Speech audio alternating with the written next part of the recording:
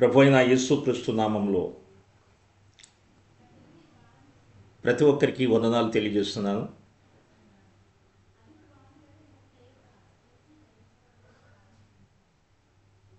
గత వీడియోలో కొండ మీద ప్రసంగం ప్రభువైన యేసుక్రీస్తు వారు కొండ మీద చేసిన ప్రసంగములో ఉన్న ధన్యతలు,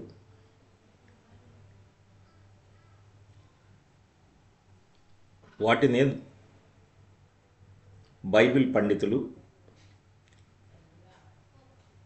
మత్తయి సువార్త 5వ అధ్యాయము 1 నుండి 12 వచనాల్లో ఉన్నటువంటి ధన్యతలు, అష్ట ధన్యతలు ఎంతో శ్రేష్టమైనవి. ఈ అష్టధన్యతలు నీతి మార్గము అనే అంశం. ఈ నీతి మార్గములో నడిచే ప్రజలు, అనగా దేవుని రాజ్యములో ప్రవేశించాలంటే ప్రవేశించేవారు ఎలాంటి నియమాలు కలిగి జీవించాలి అనే విషయాలను ప్రభువైన యేసుక్రీస్తు వారు ఈ ధన్యతల్లో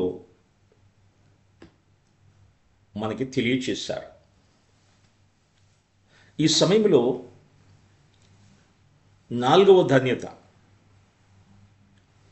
అష్ట ధన్యతల్లో 4వ ధన్యత, నీతి కొరకు ఆకలి దప్పులు గలవారు ధన్యులు, వారు తృప్తిపరచబడుదురు. దేవుని బిడ్డలారా, మత్తయి సువార్త 5వ అధ్యాయము 6వ వచనంలో ఈ యొక్క ధన్యత వ్రాయబడి ఉన్నది. నీతి కొరకు ఆకలి దప్పులు గలవారు ధన్యులు, వారు తృప్తిపరచబడుదురు. ఎంత శ్రేష్టమైన మాట! ఇక్కడ నీతి కొరకు ఆకలి దప్పులు గలవారు ధన్యులు అంటే, దేవుడు కోరుకునే నీతి క్రియల ద్వారా కనబడాలి.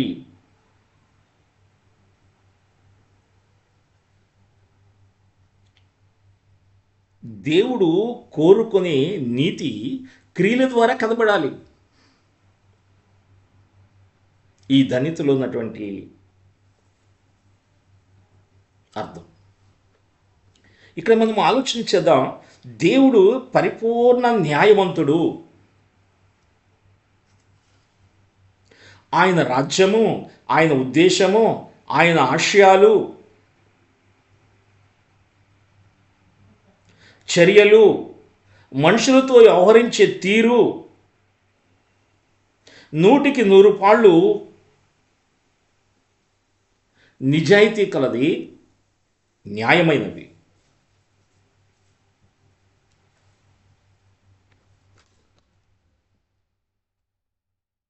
పరిశుద్ధ గ్రంథములు, యెషయా గ్రంథము 9వ అధ్యాయం 15వ వచనములో, యెహోవా ఇశ్రాయేలు దేవా, నీవు నీతిమంతుడవై ఉన్నావు, అందువలనే నేటి దినము ఉన్నట్టుగా మేము శేషించి నిలుచుచున్నాము, చిత్తగించము.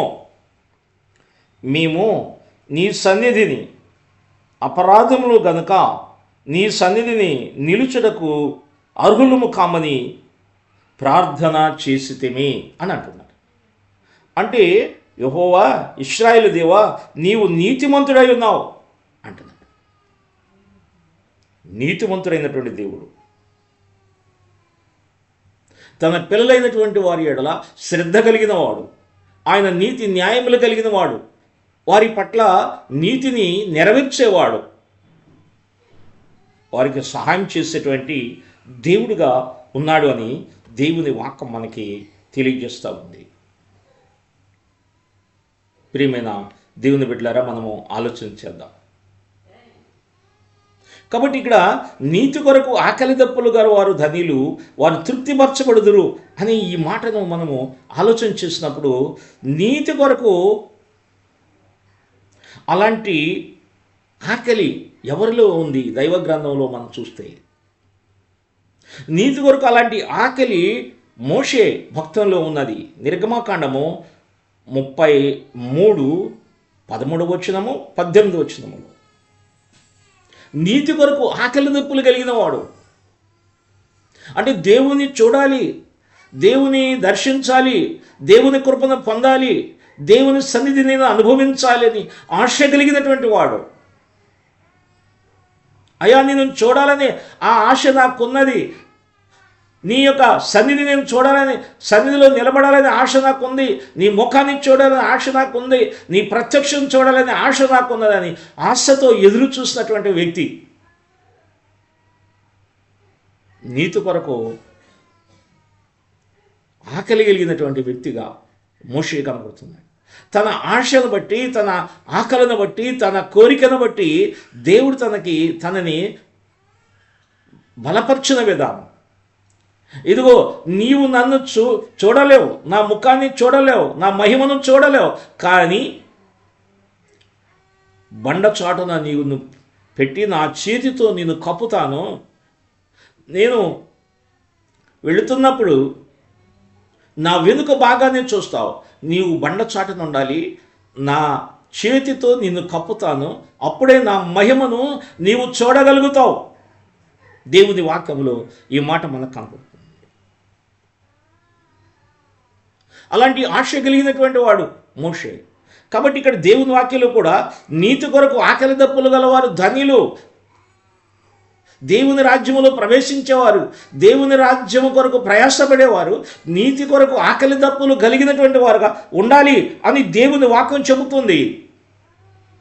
అందుకనే కీర్తనాకారుడు కూడా కీర్తన 42:2-6 ఆయన చెబుతున్నాడు. ఏమని చెబుతున్నాడంటే, ఆయన ఏమని ఆలోచన చేస్తున్నాడు అంటే, దుప్పి నీటి వాగుల కొరకు ఆశపడినట్లు దేవా నా ప్రాణము నీ కొరకు తృష్ణగొనుచున్నది. దేవుని గురించిన తృష్ణ, దేవుని గురించినటువంటి దప్పిక కలిగినటువంటి వ్యక్తిగా కీర్తనకారుడు కనబడుతున్నాడు. నీటి వాగుల కొరకు, దుప్పి నీటి వాగుల కొరకు ఆశపడినట్లు నా ప్రాణము దేవా నీ కొరకు తృష్ణగొనుచున్నది. నిన్ను చూడాలని, నీ స్వరము వినాలని, నీ సన్నిధి అనుభవించాలని, నీ కృపను పొందాలని నా యొక్క హృదయం యొక్క కోరిక. ఎంత గొప్ప విషయము ఆలోచించేయండి దేవుని బిడ్డలారా. అదేవిధంగా అపోస్తలుడైన పౌలు కూడా ఫిలిప్పీయులకు రాసిన పత్రిక 3:10 కూడా ఆయన ఏం చెబుతున్నాడంటే, ఆయన నీతి కొరకు, దేవుని కొరకు తన జీవితంలో ఉన్న వాటిని ఏదైతే తన కలిగి ఉన్నాడో వాటిని నష్టపరుచుకోవడానికి ఇష్టపడ్డాడు. దేని కొరకు? నీతి కొరకు. అంటే దేవుని యొక్క రాజ్యములో ఆయనతో కలిసి జీవించడానికి, ఆయనతో కలిసి ఏలటానికి, ఆయనతో కలిసి పరిపాలించడానికి, ఆయనతో కలిసి మరి ఆయన రాజ్యములో పాలిభాగస్తుడు కావటానికి, క్రీస్తు యొక్క పునరుద్ధానపు శక్తిని నేను పొందుకునే నిమిత్తమై సమస్తమును నేను నష్టపరుచుకుంటున్నాను, సమస్తమును నేను పెంటతో సమానముగా ఎంచుకొనొచ్చున్నానని తను చెప్తున్నటువంటి మాట మనకి ఇక్కడ అర్థమవుతుంది. అంటే దేవుని గురించి, దేవుని నీతిని గురించి. అందుకని నీతి మరి కొరకు ఆకలి దప్పి కలిగినటువంటి వ్యక్తి పౌలు భక్తుడిగా మనకి ఇక్కడ కనబడుతూ ఉన్నాడు. కాబట్టి క్రైస్తవ జీవితంలో ఇది ఎంతో ప్రాముఖ్యమైన జీవితం. క్రైస్తవులకు, దేవుని పిల్లలైనటువంటి వారికి, దేవుని కొరకు జీవించే వారికి, దేవుని రాజ్యములో ప్రవేశించే బిడ్డలకు నీతి మరి కొరకు ఆకలి దప్పికలు కలిగిన వారుగా ఉండాలి. దేవుని వాక్యం మనకు తెలియజేస్తుంది. అదేవిధంగా దేవుని బిడ్డలారా, మనం ఇక్కడ కొన్ని విషయాలు మనం గమనిస్తే, మరి ద్వితీయోపదేశకాండము 4:29 ఏమన్నాడంటే, దేవుని సన్నిధి మీద మనము ఆసక్తి కలిగి ఉండాలి. అంటే పూర్ణ హృదయముతో ఆయనను వెతికినట్లయితే తప్పక ఆయన సన్నిధిని నీవు అనుభవిస్తావు. ఆయన సన్నిధిని మనం అనుభవిస్తాం. పూర్ణ హృదయముతో ఆయన్ని వెతకాలి, పూర్ణ బలముతో ఆయన్ని వెతకాలి, పూర్ణ శక్తితో ఆయన్ని వెతకాలి. ఆయన వెతికే వారికి కనబడతాడు, వెతికేవారు ఆయన కనుగొంటారు. అది దేవుని వాక్యం మనం చెబుతుంది. ఆయన సన్నిధి మీద ఎంత గొప్ప ఆశీర్వాదం ఉన్నది. కాబట్టి నీతి కొరకు ఆకలి దప్పులు కలిగినటువంటి వారు ధనియులు. అంటే దేవుని కొరకు, దేవుని రాజ్యము కొరకు, దేవుని యొక్క కార్యాల కొరకు, దేవుని యొక్క ఉద్దేశాల కొరకు మనము ఆయన సన్నిధి మీద ఆధారపడేవారుగా ఉండాలి, ఆయనను వెతికేవారుగా ఉండాలి అని దేవుని వాక్యం మనకు తెలియజేస్తూ ఉంది. దేవుని వాక్యం మీద మనము ఆశ కలిగి ఉండాలి. కీర్తనలు 119 కీర్తనలో మనం చూస్తే దేవుని వాక్యం మీద ఆశ కలిగి ఉండాలి.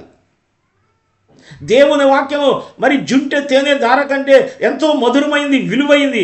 దేవుని వాక్యము మీద ఆధారపడాలి, దేవుని శాసనాల మీద ఆధారపడాలి, దేవుని ఆజ్ఞల మీద ఆధారపడాలి. దేవుని కట్టడలు పవిత్రమైనవి, వాటి మీద మనం ఆధారపడాలి. నీతి న్యాయములు కలిగినటువంటి వారుగా మనం బ్రతకాలంటే, మరి అదేవిధంగా మరి నీతి కొరకు ఆకలి దప్పులు కలిగిన వారుగా మనం జీవించాలంటే దేవుని వాక్యం మీద మనము ఆధారపడిన వారుగా ఉండాలి. అప్పుడు మరి నీతి కొరకు ఆకలి దప్పులు గలవారు ధన్యులు, వారు తృప్తి పొందుతారు. ఇంకా దేవుని వాక్యం చెబుతుంది క్రీస్తు సహవాసం మీద. అదే మనము ముందుగా తెలియజేసుకున్న విధంగా పౌలు భక్తుడు అన్నాడు, ఆయనతో సహవాసం చేసే నిమిత్తం, ఆయనతో సహవాసం చేసే నిమిత్తం, ఆయన సన్నిధిలో నేను నిలబడే నిమిత్తం, ఆయన రాజ్యంలో నేను ప్రవేశించే నిమిత్తం, లేకపోతే ఆయనతో నేను ఏలటానికి, ఆయన శ్రమల్లో నేను పాలుపోవడానికి నన్ను నేను తగ్గించుకుంటున్నాను, నా కలిగిన వాటిని నేను నష్టపరుచుకుంటున్నానని చెప్పిన విధంగా ఆయనతో సహవాసం కోసం, ఆయన పునరుద్ధాన శక్తి పొందడానికి కోసం ఆయన విశ్వాసంతో దేవుడి మీద ఆధారపడినట్టు మనం చూస్తాం. ఆత్మ సహవాసం మీద మనం ఆధారపడాలి. యోహాను సువార్త 7:37 మనం చూస్తే ఆత్మ సహాయము, పరిశుద్ధాత్మ దేవుని సహాయం. ఎవడైనా దప్పిక కొన్నేళ్ళలో నా యొద్దకు రావాలి, వాడు దప్పిక తీర్చబడుతుంది. నా యొద్దకు రండి. ఆ దప్పిక తీర్చేవాడు యేసుక్రీస్తు ప్రభువే. నా యొద్దకు వస్తే దప్పిక తీర్చబడుతుంది. దప్పిక తీర్చేటువంటి వాడు నేను దప్పిక తీరుస్తాను. మరి కాబట్టి ఆత్మ సహాయం మీద మనము ఆధారపడినప్పుడు, నీతి కొరకు ఆకలి దప్పులు కలిగిన వారుగా ఉంటాం. నీతి కొరకు ఆకలి దప్పులు కలిగిన వారుగా ఉంటాం. అదేవిధంగా దేవుని రాజ్య శక్తి మీద మనం ఆధారపడాలి. మొదట నా నీతిని, నా రాజ్యాన్ని మీరు వెతకండి, అప్పుడు మీకు కావలసిన వాటిని అన్నింటినీ నేను అనుగ్రహిస్తానని దేవుడు చెప్పాడు. నా నీతిని వెతకండి, నా రాజ్యాన్ని వెతకండి. ఆయన రాజ్యము శక్తివంతమైంది. ఆయన నీతిని మనం వెతకాలి, ఆయన రాజ్యాన్ని వెతకాలి. మనం అంటే వెతకటం అంటే ఆయన రాజ్యం విస్తరణ కలగాలి. ఆ నీతిని గురించిన తృష్ణ మనం కలిగి ఉండాలి. ఆయన రాజ్యములోనికి అనేక మందిని దేవుని దగ్గరికి మనం నడిపించాలి. అలాంటి తృష్ణ నీవు కలిగి ఉన్నప్పుడు నీ అవసరతలని నేను తీరుస్తాను, నీ కోరికలని నేను నెరవేరుస్తానని ప్రభు చెప్తున్నాడు. వస్త్రమా, ఆహారం గురించా, లేకపోతే లోకంలో ఉన్నటువంటి వాటి విషయంలో నీవు దిగులు పడవద్దు, చింతపడవద్దు. కానీ మొదట నా నీతిని, నా రాజ్యాన్ని నువ్వు వెతకనట్లయితే, వెతకడం అనేది ఏంటంటే దేవుని రాజ్యములో తన పిల్లలైన వారు, తన శిష్యులైన వారు ప్రవేశించారు. కానీ ప్రవేశించిన తర్వాత ఆయన రాజ్యము గురించినటువంటి ఆ తృష్ణ మనకు కలిగి, ఆయన రాజ్యములో నేను అనేక మందిని నడిపించాలి, అనేక మందితో ఆయన రాజ్యమును మరి నింపాలి, అనేక మందిని దేవుని కొరకు మనం సిద్ధపరచాలి అని దేవుని వాక్యం మనకు తెలియజేస్తుంది. కాబట్టి దేవుని రాజ్యం మీద మనము ఆశ కలిగి ఉండాలి. ప్రభువు రాకడ కొరకు మనము ఆశ కలిగిన వారిగా ఉండాలి. ఆయన త్వరగా వస్తున్నాడు, ఆయన రాకడ కొరకు మనం ఎదురు చూడాలి. ఆయన ఈ భూమి మీదకి రాకముందే కొన్ని వేల సంవత్సరాల క్రితమే ప్రవచనాల ద్వారా లోకరక్షకుడైన యేసుక్రీస్తు గురించి చెప్పబడిన మాటలు పాత నిబంధన గ్రంథంలో ఉన్నాయి. ఈ పాత నిబంధన గ్రంథంలో ఉన్నటువంటి ప్రవచనాలు క్రొత్త నిబంధనలో నెరవేర్చగలిగినాయి. క్రొత్త నిబంధన గ్రంథంలోనికి మరి ఆయన ఈ లోకానికి రావటం, ఆయన శిలువలో మరణించడం, చనిపోవటం, తిరిగి లేచాడు. ఆయన పునరుద్ధరణయ్యాడు, పరలోకానికి ఎక్కి వెళ్ళిపోయాడు ఆయన. అయితే యేసు ప్రభు ఆయన చెప్పిన మాట ఏంటంటే, నేను మరలా వస్తాను, నేను తిరిగి వస్తాను, మిమ్మల్ని నేను తీసుకువెళ్ళటానికి నేను వస్తాను. ఎంత గొప్ప విషయం ఇక్కడ దేవుని బిడ్డలారా. అయితే ఆయన రెండు విధాలమైనటువంటి రాకడలు దేవుని వాక్యంలో మనకి తెలియజేయబడుతున్నాయి. ఆయన ఎప్పుడు వస్తాడు, ఏ విధంగా వస్తాడు? మొదటి రాకడ అదృశ్య రాకడ. అంటే అదృశ్య రాకడ ఎప్పుడు జరుగుతుందంటే సంఘము ఆయన సమయం వచ్చినప్పుడు ఈ సంఘాన్ని ఆయన ఈ లోకము నుండి మరి ప్రత్యేకించుకున్నప్పుడు సంఘములో ఉన్న లోకములో నివసిస్తున్న పరిశుద్ధులు, లోకమును విడిచి మృతి పొందిన పరిశుద్ధులు అందరూ కూడా ప్రభు సముఖానికి మధ్యాకాశంలోనికి వెళతారు. అప్పుడు ప్రభు భూమి మీదకి మొదటి రాకడలో ఆయన రాడు. అది అంటే మొదటంటే రహస్య రాకడ. ఇది మొదట జరుగుతుంది. ఈ రహస్య రాకడ ఎక్కడ జరుగుతుందంటే మధ్యాకాశానికి సంఘం ఎత్తబడుతుంటే యేసుక్రీస్తు పరము నుండి మధ్యాకాశంలోకి వస్తాడు. మధ్యాకాశంలోనికి ప్రభు వస్తాడు. సంఘము పెండ్లి కుమారుడు యేసు ప్రభు కలుసుకునే స్థలం మధ్యాకాశం. ఈ మధ్యాకాశంలోకి వచ్చిన తర్వాత 7 ఏండ్లు పెండ్లి విందు జరుగుతుందని, 7 ఏండ్లు మరి ఎంతో సంతోషంతో దేవుని పిల్లలైన వారు ఆనందిస్తారని, వారు దేవుని సముఖంలో నిలబడి బహుమతులు తీసుకుంటారని, వారికి ఇవ్వబడినటువంటి ఆ బహుమతులు, ఆ కిరీటాలను వారు సంపాదించుకుంటారని. అయితే తర్వాత ఆ మధ్యాకాశంలో సంఘము, ప్రభువు, పరిశుద్ధులు, దేవదూతలు అందరూ కలిసి అప్పుడు మరలా ఆయన భూమి మీదకి రాబోతున్నాడు. అది రెండవ రాకడ. అదృశ్య రాకడ మొదటగా జరుగుతుంది. సంఘం ఎత్తబడేది ఎవరికి తెలియదు. రక్షించబడిన వారికి మాత్రమే, సిద్ధపడిన వారికి మాత్రమే. సిద్ధపడిన వారు మాత్రమే సంఘమును ఎత్తబడటం వారు గుర్తిస్తారు. అందుకని సంఘం ఎప్పుడు ఎత్తబడుతుందో మనకు తెలియదు. కానీ దేవుని పిల్లలైన మనము సిద్ధపాటు కలిగి ఉండాలి. పెండ్లి కుమారుడు వస్తున్నాడని కేక వినబడినప్పుడు 10 మంది కన్యకులు 5 బుద్ధి గలవారని, 5 బుద్ధి లేని వారని మనము అనుకుంటున్నాం. అయితే బుద్ధి గలవారేమో సిద్ధపాటు కలిగిన వారు, వీరు సిద్ధపాటు లేని వారని మనకు తెలుస్తుంది. అట్లాగే పెండ్లి కుమారుడు వస్తాడులే అని నిర్లక్ష్యంగా ఉన్నటువంటి వారు ఆ పెండ్లి విందులోనికి వెళ్ళలేకపోయారు. సిద్ధపాటు కలిగిన వారు పెండ్లి విందులోనికి వెళ్ళారు. అట్లాగే సంఘం ఎత్తబడుతున్నప్పుడు, పెండ్లి కుమారుని స్వరం వినబడుతున్నప్పుడు సంఘం ఎత్తబడుతుంది. ఆయన గృహంలో కలుసుకుంటుంది సంఘం. అయితే ప్రభువు, సంఘము, ప్రభువు, పరిశుద్ధులు, దేవదూతలు అందరూ కలిసి మరలా ఈ భూమి మీదకి రాబోతున్నారు. అది రెండవ రాకడ. అందుకని మనము దేవుని వాక్యాన్ని మనం నమ్మాలి. ఆయన వచ్చే సమయం ఆసన్నమైంది. ఆయన రాకముందు సంఘం ఎత్తబడాలి. ఈ లోకములో శ్రమలు విస్తరించాలి. 7 ఏండ్లు శ్రమకాలం అయితే 7 ఏండ్లు పరిశుద్ధులు పెండ్లి విందులో పాల్గొంటారని లేఖనాలు చెప్తున్నాయి. అంటే సంఘము శ్రమల కంటే ముందుగానే ఎత్తబడుతుందని బైబిల్ పండితులు తెలియజేస్తూ ఉన్నారు దేవుని వాక్యానుసారంగా. కాబట్టి సంఘం ముందు ఎత్తబడాలి. లోక పరిస్థితులను బట్టి మనం చూస్తుంటే భయంకరమైన పరిస్థితులు లోకంలో కనబడుతున్నాయి. ప్రభు కొన్ని ఆయన రాకడ సూచనలు చెప్పాడు. ఆయన వచ్చే ముందు పరిస్థితులు ఎట్లా ఉండే అని చెప్పాడు. ఈ పరిస్థితులను బట్టి మనం అర్థం చేసుకొని మొదటిగా మనం సంఘమైనటువంటి దేవుని పిల్లలమైన మనము దేవుని రాజ్యాన్ని గురించినటువంటి ఆ తృష్ణ కలిగిన వారికి, ఆకలి దప్పులు కలిగిన వారుగా మనం జీవించాలి అని ఈ యొక్క మాటలు మనకు తెలియజేస్తున్నాయి. కాబట్టి నీతి కొరకు ఆకలి దప్పులు గల వారు ధనియులు, వారు తృప్తి పొందుతారు. వారి జీవితం ఎంతో తృప్తి కలుగుతుంది. ఒక రోజున వారు నీతి కొరకు ఆకలి కలిగి ఉన్నారు, దప్పిక కలిగి ఉన్నారు. వారి ఆకలి తీర్చబడుతుంది, వారి దప్పిక తీర్చబడుతుంది. దేవుని రాజ్యంలోకి ప్రవేశించినప్పుడు వారు ఎంతో సంతోషిస్తారు. అంటే దేవుని రాజ్యంలో ప్రవేశించే వారు ఈ నీతి సూత్రాలు మనం అర్థం చేసుకోవాలని యేసు ప్రభు వారు ఈ యొక్క ధన్యతల గురించి మనకు మొదటిగా తెలియజేశాడు. ఆయన ఈ కొండ మీద ప్రసంగంలో 3 అధ్యాయాలు మనకు తెలుసు. 5వ అధ్యాయము, 6వ అధ్యాయము, 7వ అధ్యాయం. వీటి అన్నిటికంటే ముఖ్యంగా ఈ 8 ధన్యతలు మొదటిగా మనకు కనపడుతున్నాయి. ఈ ధన్యతలే దేవుని రాజ్య సంబంధించినటువంటి నీతి సూత్రాలు. ఆయన రాజ్యంలో ప్రవేశించేవారు ఈ యొక్క అర్హతలు కలిగి ఉండాలి. లేకపోతే ఈ యొక్క గుణాలు, మనం ఈ లక్షణాలను కలిగినటువంటి వారుగా ఉండాలి. అంటే దేవుని పిల్లలు ఏ విధంగా ఉండాలి? నీతి కొరకు ఆకలి దప్పులు గలవారుగా ఉండాలి. వారు అప్పుడు తృప్తిపరచబడతారు. అలాంటి వారుగా మనం ఈ భూమి మీద మనం జీవిద్దాం. అలాంటి విశ్వాసంతో మనం బ్రతుకుదాం. దేవుని కొరకు మనం సిద్ధపడదాం. ఆయన కొరకు మనం ఎదురు చూద్దాం. ఒక రోజున మనకి తృప్తి, సంతోషము, ఆనందం కలుగుతుంది. ప్రార్థన. మహోన్నతమైన దేవా, నీ కొందనాలు. మీ అపారమైనటువంటి కృపను బట్టి మీకు వేలాది స్తోత్రాలు చెల్లిస్తున్నా. మీరిచ్చిన ఈ శ్రేష్టమైన సమయమును బట్టి వందనాలు. మీరిచ్చిన ఈ కృపను బట్టి మీకు వందనాలు. మీరిచ్చిన ధన్యతను బట్టి మీకు వందనాలు. నన్ను జ్ఞాపకం చేసుకోండి, నన్ను బలపరచండి. నా మాటలు కాదు, మీ శ్రేష్టమైన మాటలు ఆలోచించేటువంటి కృపను మీరు మాకు దయచేసినందుకు మీకు వందనాలు నాయన.